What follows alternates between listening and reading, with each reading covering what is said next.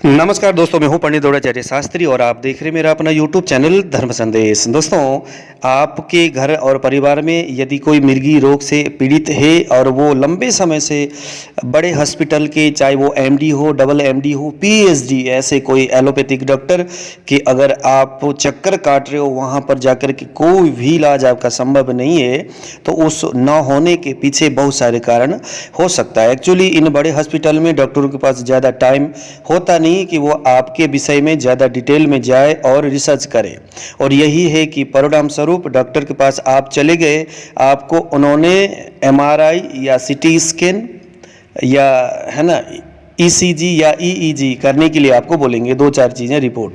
फिर वहाँ पर आप जानते हो कि एपिलेप्सी के 95% जो पेशेंट है उनको एमआरआई में कुछ भी नज़र नहीं आता, ईसीजी में और ईईजी में विशेष करके कुछ भी नज़र नहीं आता, सीटी स्कैन में कुछ नज़र नहीं आता।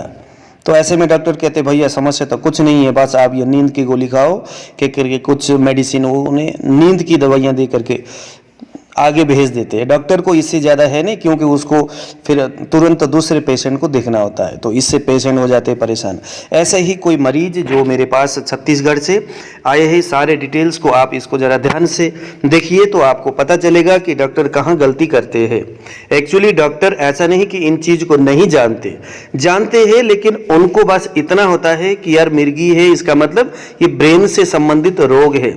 लेकिन मैं आपको बताऊं कि मिर्गी सिर्फ ब्रेन से रिलेटेड प्रॉब्लम नहीं है, मिर्गी आपके पैर में होने वाली दिक्कत से भी हो सकती है, आपके पेट की दिक्कत से भी हो सकती है, आपकी गुप्तांग से संबंधित परेशानी से भी ये हो सकता है। जैसे लेडीज़ में पीरियड की प्रॉब्लम से मिर्गी या हिस्टीरिया होती है, जैसे पुरुष में वीर्य दोष की वजह से भी मिर्गी हो सकती है, आपकी कोलन की प्रॉब्लम से गैस वगैरह ऊपर जाता है, वो गैस्ट्रिक एपिलेप्सी हो गया, आपके हार्ट की प्रॉब्लम से भी एपिलेप्सी हो सकता है।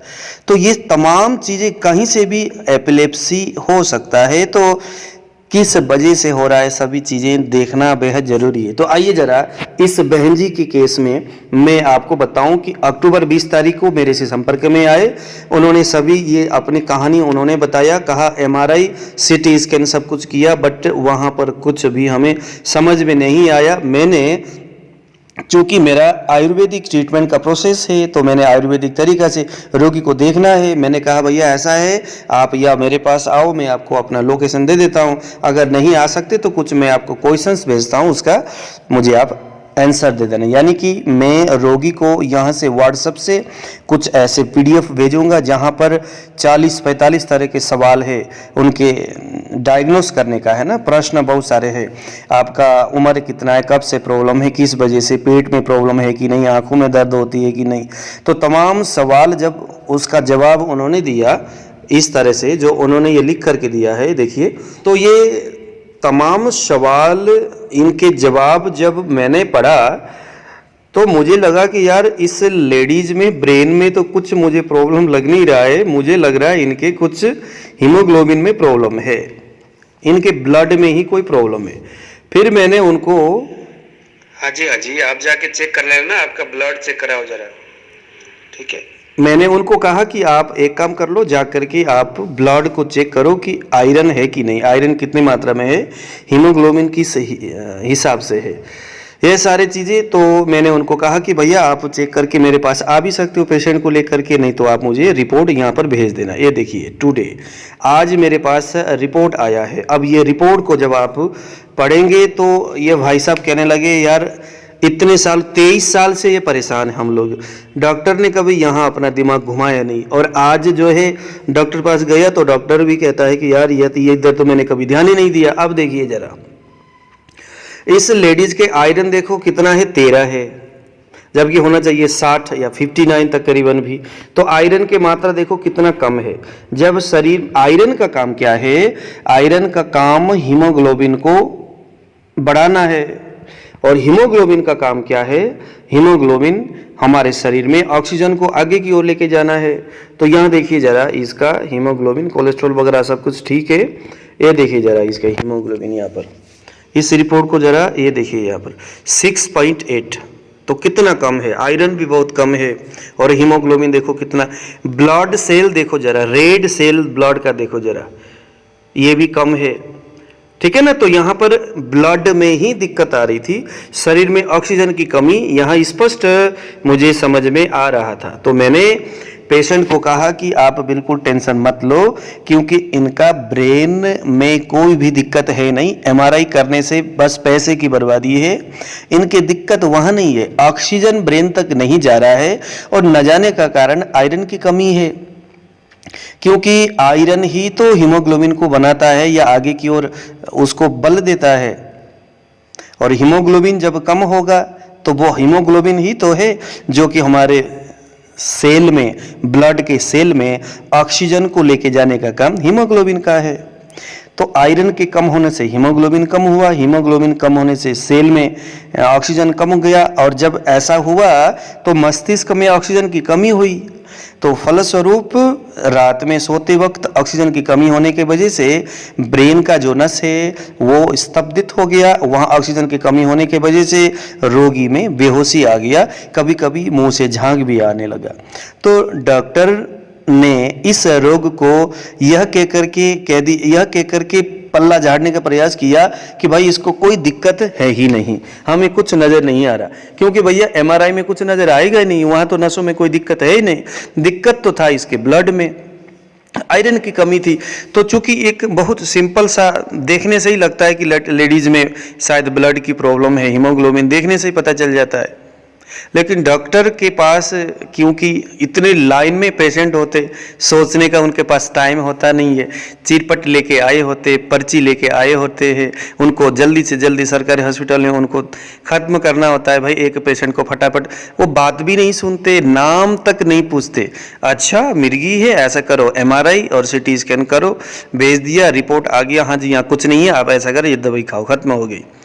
तो अब बताओ कि कहाँ से रोगी ठीक होगा? इन डॉक्टरों के चंगुल से कभी नहीं होगा। इसीलिए दोस्तों ये आयुर्वेद का एक प्रोसेस है। अब हम क्या करेंगे, इस लेडीज को कुछ ऐसे, जैसे लोहा सब हमारे आयुर्वेद का कितना क्लासिकल मेडिसिन है, लोहा सब शरीर में लोहा तत्व को बढ़ाएगा, आयरन बढ़ेगा, हीमोग्लोबिन धीरे धीरे बढ़ेगा। इसके साथ साथ हम फिर इनको मस्तिष्क की, क्योंकि कमजोरी तो होंगे ही, लंबे समय से एलोपैथिक दवाई बेमतलब में ढो रही है, वो बेमतलब में उस दवाई का कोई काम ही नहीं है। उस दवाई को खा खा करके शरीर की इम्यून सिस्टम खत्म हो रही होगी, शरीर कमज़ोर हो रहा है, ब्लड है नहीं। तो हम अब इनको कुछ आयरन बढ़ने वाली, कुछ शरीर में ऑक्सीजन बढ़े, हीमोग्लोबिन बढ़े, आयरन बढ़े, कुछ ऐसे दवाई देंगे, और उसके साथ साथ में शरीर में एनर्जी बढ़े, और सबसे बड़ी बात शरीर को ताकत को बढ़ाने वाली, खून को बढ़ाने वाली कुछ दवाई देंगे। तो निश्चित इनका एपिलेप्सी का ये प्रॉब्लम नहीं होगा। तो आपको समझ में आया होगा कि एपिलेप्सी यानी मिर्गी किसी भी कारण से हो सकता है। मिर्गी होने का मतलब ये बिल्कुल भी नहीं कि किसी के सिर में कीड़ा चला गया, ब्रेन के अंदर कीड़ा चला गया, ये कंपलसरी नहीं है। ब्रेन का नस सूख गया, ये कोई कंपलसरी नहीं है। ब्रेन में ब्लड जो है क्लॉटिंग हो गई, कोई ज़रूरी नहीं है। तो मिर्गी में ये छोटी छोटी चीज़ें भी हमें ज़रा ध्यान देना पड़ता है, और आयुर्वेद में तो इसका बहुत अच्छा क्लासिकल मेडिसिन है, ठीक हो जाता है इस तरह से। तो पहले डिसाइड किया जाए, पहले पता किया जाए कि रोगी में एक्चुअल समस्या क्या है, उसके बाद उसी के हिसाब से फिर हम साधारण कुछ क्लासिकल मेडिसिन देंगे। तो उसकी कमी की पूर्ति जब होगा तो रोगी अपने आप स्वस्थ हो जाएगा। तो दोस्तों यदि आप भी इस रोग से परेशान हो तो पहले आप ये तमाम चीज़ें, अगर आपने कभी एमआरआई, एक बार अगर आपने एमआरआई किया है, हाँ दोस्तों सिर्फ एक बार एमआरआई करना है आपने। डॉक्टर का तो क्या है, उन्होंने पैसे कमाना है, आपको तो 10 बार जाओगे 10 बार कह देंगे हाँ जी एमआरआई करो। जब उसको पता है कि भाई पहले बार जो एमआरआई किया था उसके उस रिपोर्ट में जो चीज़ आया और जो चीज़ नहीं दिखाई दे रहा है, चाहे वो 20 बार कर लो, वो चीज़ दिखाई दोबारा नहीं देगा, क्योंकि ब्रेन के अंदर कोई बार बार चीज़ें थोड़ी ऐसी होती है। हाँ, कीड़ा चला गया फिर निकल गया, क्लॉटिंग हो गई, फिर ठीक हो गया, फिर दोबारा क्लॉटिंग हो गई, ऐसा नहीं होता। यदि आपने एक बार एमआरआई किया, रिपोर्ट में बिल्कुल नॉर्मल आ रहा है, इसका मतलब दोबारा एमआरआई मत करो। सीटी स्कैन में बिल्कुल नॉर्मल है, दोबारा मत करो। और जो ईईजी में एक बार जो भी रिपोर्ट आता है, ईईजी आपके ब्रेन में होने वाली जो विद्युत तरंग है उसको पकड़ता है। तो विद्युत तरंग तो आपको बता दूं कि जो डिप्रेशन से पीड़ित जो लोग हैं या जिसको मानसिक स्थिति थोड़ी सी कमज़ोर है, उन सभी के ईईजी की जो रिपोर्ट है वो थोड़ा सा उल्टा पुल्टा ही आता है। तो क्योंकि वो विद्युत तरंग है तो वहाँ पर ईईजी का भी कोई खास ज़्यादा रोल नहीं है। तो पहले देखो कि रोगी है कैसा और दिक्कत कहाँ आ रही है।